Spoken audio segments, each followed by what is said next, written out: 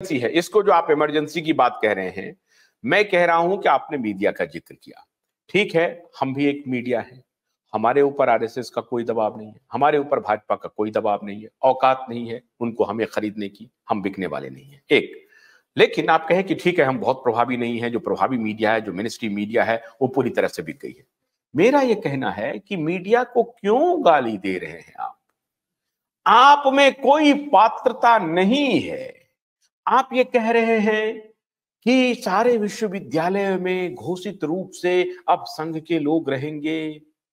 इसके पहले घोषित रूप से किनके लोग थे? किनके लोग थे? घोषित रूप से इस देश का जो नंबर 1 यूनिवर्सिटी रहा वर्षों तक, उसके ऊपर किस मनोवृत्ति के, किस विचार के लोगों का एक छत्र राज रहा? एक छत्र राज रहा या नहीं रहा? आप बताइए। मैं उसका व्यक्तिगत उदाहरण हूं, मैं बता रहा हूं आपको। उस विश्वविद्यालय पर किसका राज रहा? कैसे विश्वविद्यालयों पर राज रहा?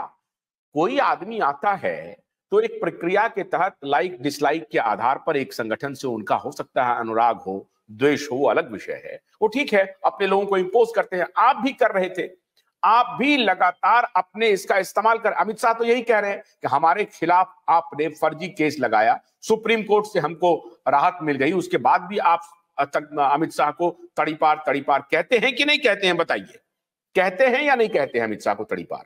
जबकि अदालत ने उनको बरी कर दिया। भाई, अदालत ने उनको कहा कि नहीं, ये कहीं दोषी नहीं है, फिर भी आप कह रहे हैं उनको। हम यहां मानते हैं कि अदालत कोई भगवान का भेजा हुआ ये नहीं है, उनके भी लाइक डिसलाइक होंगे, लेकिन फैक्ट्स के आधार पर अगर अदालत ने उनको बरी कर दिया है, बावजूद इसको जिन जनतंत्र में आप उन्हें तड़ीपार कह रहे हैं और कोई कार्रवाई नहीं हो रही है आपके ऊपर, कौन सा घोषित इमरजेंसी हो गया साहब?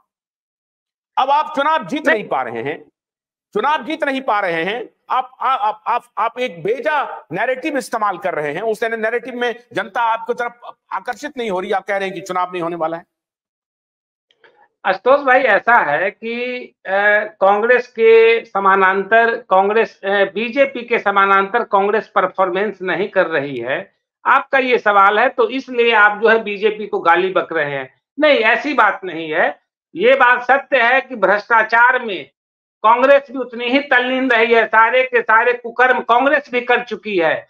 लेकिन मौजूदा समय में जिस तरह की राजनीति चल रही है और जिस तरह से विपक्षी पार्टियों को लेकर बीजेपी का जो नजरिया है, उसमें काफी समझिए कि अंतर है। इस तरह का नजरिया कांग्रेस के टाइम में नहीं हुआ करता था। वो जो है ना, गोधरा कांड के बाद 92 के बाद की कहानी की वो आप एक याद दिला रहे हैं कि 92 के बाद समझिए कि बीजेपी को और ये अमित शाह को उसने मैंने उसको फंसाया, उसको जेल में डाला या जो भी किया। लेकिन कांग्रेस की इस तरह की राजनीति न के बराबर थी कि इस तरह से राजनीति में दुश्मनी पैदा कर दिया जाए। आज की राजनीति कंप्लीट दुश्मनी पर आधारित है। बीजेपी के नेता कांग्रेस वाले को देखना नहीं चाहते हैं, कांग्रेस के नेता बीजेपी वाले को देखना नहीं चाहते, जैसे लगता है दोनों में युद्ध चल रहा हो। लेकिन इस पूरे प्रक्रिया में एक बहुत बड़ी बात है कि जनता इसमें जो है सबोटाज होती जा रही। जनता को बहुत माने प्रभाव पड़ रहा है और जनता का समझिए कि इस पूरी सरकारी प्रक्रिया से, विपक्षी प्रक्रिया से जनता को हानि हो रही है। ये एक महत्वपूर्ण चीज है और सत्ता सरकार पाने के लिए हम यही कह सकते हैं कि कोई भी पार्टी अपनी पूरी लड़ाई लड़ती है, सारी कूटनीति करती है, विपक्ष वाले को ध्वस्त करती है, करना भी चाहिए। लेकिन जिस तरह की राजनीति अभी बीजेपी कर रही है, उस तरह की राजनीति इस देश में नहीं कभी देखी गई थी।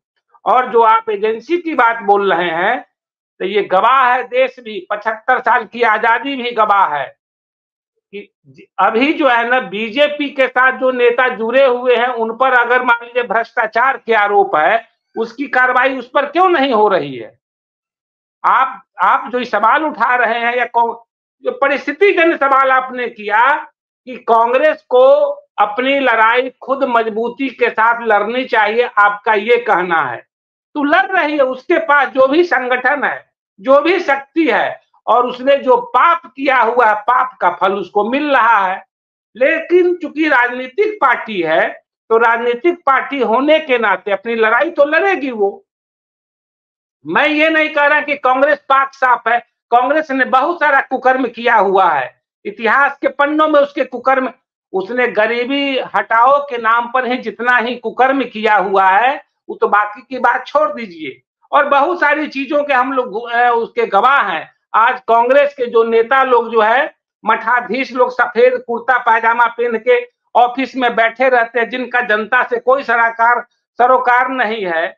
यही वजह है कि कांग्रेस रसातल में चली गई और बीजेपी आगे बढ़ती चली गई, क्योंकि बीजेपी जानती थी कि कांग्रेस के दायरे में अगर हम रहे तो हमारी भी वही गति होगी, लेकिन बीजेपी की गति भी खराब होगी। दूसरे परिप्रेक्ष्य में मैं बता रहा हूं, किसी भी चीज की एक अंतिम सीमा होती है और वह सीमा बीजेपी पार जैसे करेगी तो बीजेपी का भी हाल कांग्रेस की स्थिति में चली जाएगी। नरेंद्र मोदी, अमित शाह का भी एक काल है, वो काल जो अमृत काल अभी कहा जा रहा है, वह अमृत काल सबके लिए हमेशा नहीं होता है, वो भी खत्म होगा। और मैं अभी फिर आपको बात बता रहा हूं खड़गे की बात पर।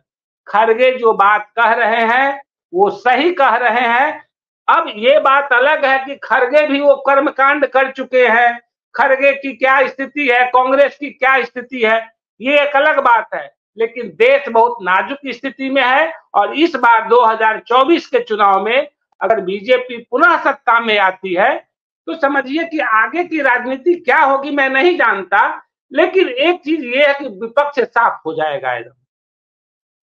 तो आप ये कह रहे हैं कि खड़गे ने लगे हाथ ये भी कहा कि भारत जो है वो रसिया के कगार पर है और मोदी नए पुतिन होंगे।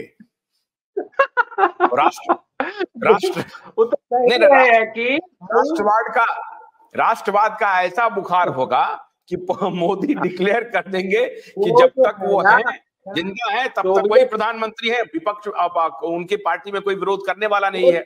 संघ मोदी के सहारे अपने सारे एजेंडे को सफलीभूत करना चाहता है।